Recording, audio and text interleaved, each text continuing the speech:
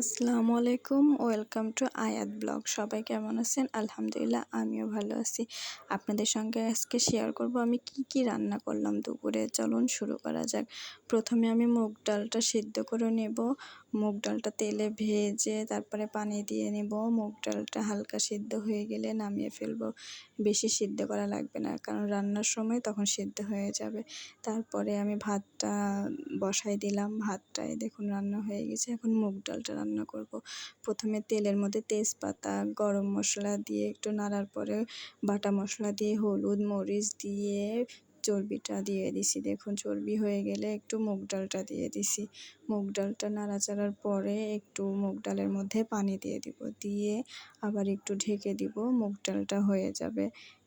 বেশি সময় লাগবে না, যেহেতু আগেই সিদ্ধ করে নিয়েছি। তো এই দেখুন মুগ ডালটা রান্না হয়ে গেছে। এবার আমি মুরগি রান্না করব, কারণ আমার মেয়ে মুরগি খেতে খুবই পছন্দ করে, গরুর গোশত মোটেও পছন্দ না।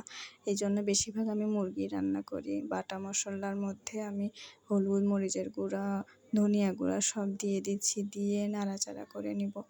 অনেকক্ষণই আমি কষাবো। মশলাটা বেশি কষায় আর একটু মরিচটা মানে ঝালটা একটু বেশি দেই, যেহেতু মুরগি। পানি দিয়ে আবার একটু নাড়াচাড়া করে মুরগিটা দিয়ে দিছি।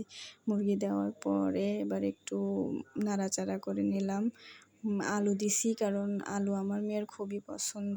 এই দেখুন পানি শুকিয়ে গেলে তখন আমি নামাই নেব। সবাই ভালো থাকবেন, সুস্থ থাকবেন। আল্লাহ হাফেজ। দেখা হবে অন্য কোনো ব্লগে।